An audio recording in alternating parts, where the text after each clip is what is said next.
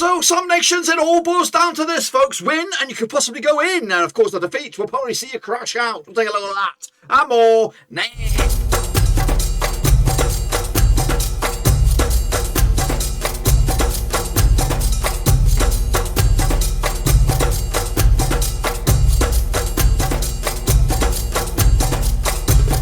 Folks, back to give another Africa Cup of Nations prediction video, and we'll get to that in just 1 second. If you're new, where you been, smash your subscribe and get your bang update. All things AFCON related, Black and Rose related, world football related. We're going to all here, boys, under one roofski. That's right. The tournament is starting to bubble here with, of course, a few upsets last round in match number 2. Of course, we'll have a look at those in a second. But before that, a big shout out to my VIPs. They are the Patreons, guys. Thank you for loving, of course, as we try to kick this beast up on another level. So let's take a look at it. Let's examine, of course, the state of play right here in the Africa Cup of Nations. So here it is then, guys. Of course, recap of those last results, which, of course, affected Matchday number 2, part 2. We already did Matchday number 1, part 1. Come on, then. It's thinking about it. Error. Compute. Cannot compute. It was a cannot compute for Algeria. What's gone wrong with them? They're on the cusp of getting knocked out. Would you Adam and Eve it? Look at this. Computer's playing silly beggars. So let's turn the clock back there. Nigeria, absolutely kicking ass so far. I think they were the first nation to confirm themselves through to the knockout stage. So they beat Sudan 3-1 on the night. I'm with a 3-0 win myself. Of course, Guinea-Bissau did lose to Egypt. Of course, bounce back ability for Egypt. Of course, they're on the cusps as well. Algeria, though, what went wrong there? Goodness gracious me. Equatorial Guinea picking up the 1-0 win. Goodness gracious. Ivory Coast again. They'll fluff their lines as well with the 2-2 draws for Sierra Leone. It gives them hope as well, because Sierra Leone, Equatorial Guinea, basically a straight shootout there, and then we'll see if it's going to be enough for any of them to go through. Meanwhile, Tunisia, they smashed past Mauritania 4-0, and Gambia got a massive point against Mali. Forget about my picks, of course. Let's take a look at the leaderboards right here, right now. This is the leaderboard for the groups D, E, and F. Nigeria, home and host, they're there. And I think they're on the cusp of being there as group winners. I think they are group winners. I don't think they can be caught there. Egypt, though, still got a bit of work to do to get over the line. As, of course, well, Sudan, got a lot of big old tasks ahead of them against Nigeria. Group B is where it's all at, though, as Algeria started this tournament with a 30-odd game unbeaten run. That's now gone throughout the window. Garbage results, of course, for them anyway. Ivory Coast lead the charge. Respect to my Côte d'Ivoire, doing very, very well. Still not over the line, though, and a bit of a disappointing result against Sierra Leone. But get those shit results out of the way now, and of course look forward to the rest of the tournament as well. They're not there yet. They take on Algeria. If Algeria win, they'll be on 4 points, of course, and they might actually leapfrog Ivory Coast in the process. Meanwhile, of course, Sierra Leone, if they were to beat, I don't know, it's just mad, batness crazy over there. I don't know what's going to go on at the end of it. Anyway, so over to Group F, a little bit more straightforward. Mauritania looks like they are out, but of course they win on their final day. Of course, final match would give them 3 points, and you just don't know. I just think their goal deficit, I think they are eliminated. I don't think they can turn that around. I think it has been confirmed.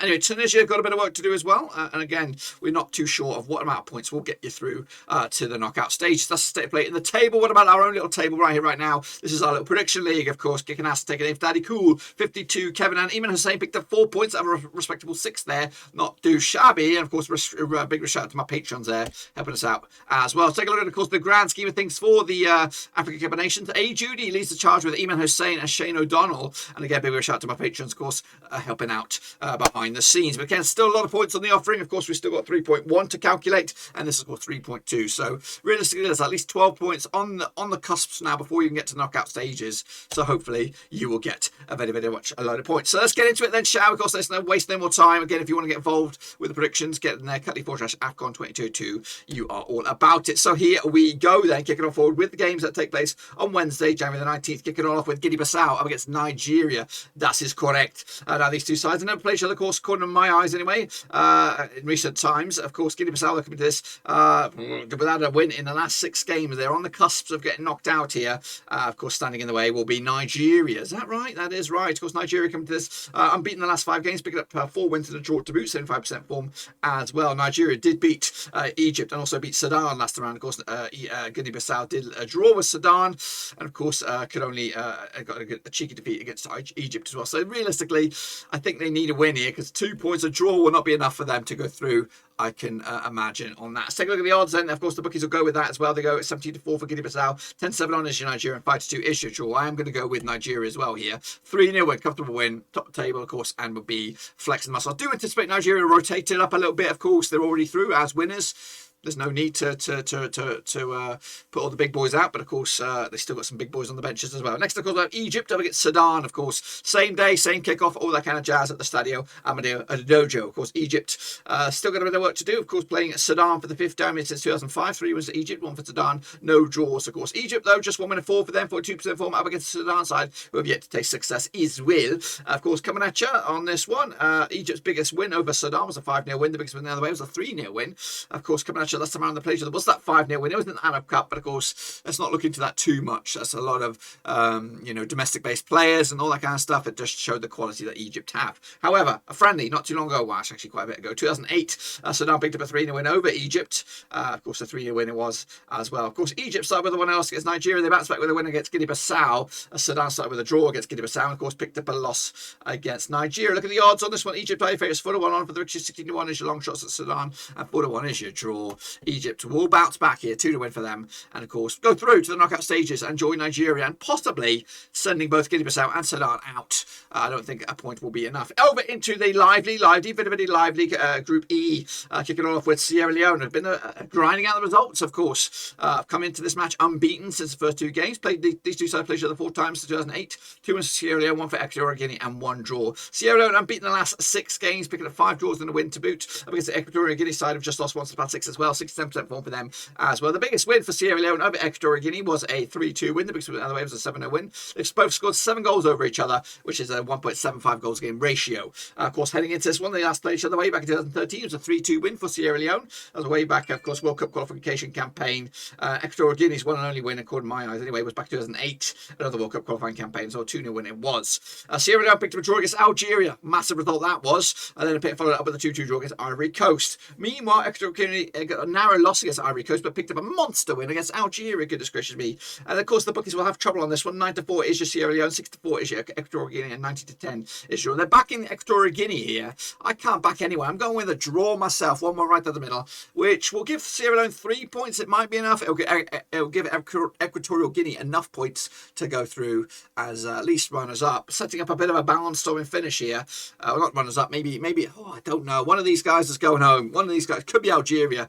But anyway, these 2 sides, Ivory Coast up against Algeria, will play same time, same place. Well, not same place. 4 times they played since 2010. 1 for Ivory Coast, 2 for Algeria, and 1 draw. Of course, Ivory Coast coming to this on the back of a. We'll take a look at them in a minute. 75% form for Algeria, just 1 defeat the past 6. Up against Algeria side, 1 defeat the past 6. 75% form as well. The biggest win for Algeria over Ivory Coast was a 5-4 win. The biggest win the other way was a 3-1 win. They have scored 11 goals over each other. 2.75 goals game ratio. Goodness gracious me, they like scoring goals in this game. Last time the play was in the Africa Cup of Nations knockout stages back in 2019. Algeria won 4-3. They did.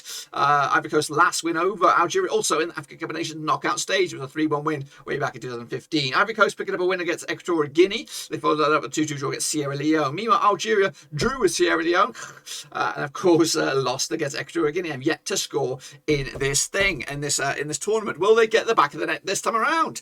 Golly, I had big hopes for them at the start of this. 23-10, of course. Ivory Coast 21-10 is your draw. 13-10 is, of course, your away win. Despite what I'm rocking here, I do think Algeria will have enough quality to get through. Don't get me wrong, I'm backing my Ivory Coast to still win the pissing thing, but I think I'm going to go with Algeria with a cheeky upset here with a 1-0 win. And again, that'll see Algeria, Ivory Coast, and probably Equatorial Guinea go through. Sierra Leone will crash out with haven't lost a game. That's, of course, shocking stuff there. Let's take a look at the final group then. It's Gambia up against, of course, Tunisia. And these games will take place, I think, on Thursday, 20th of Jan, of course. They never played each other. Gambia against Tunisia, but Gambia coming into this 42% form, back-to-back games without losing so far in the championship. Meanwhile, Tunisia coming into this 67% form, of course, winning 1, losing 1 so far. Let's take a look at those records in a bit more detail then. Of course, Gambia did beat Mauritania last time, picked up a massive draw against Mali. Tunisia did start with a loss against Mali, picked up a massive 4 against Mauritania as well, 4-0 win.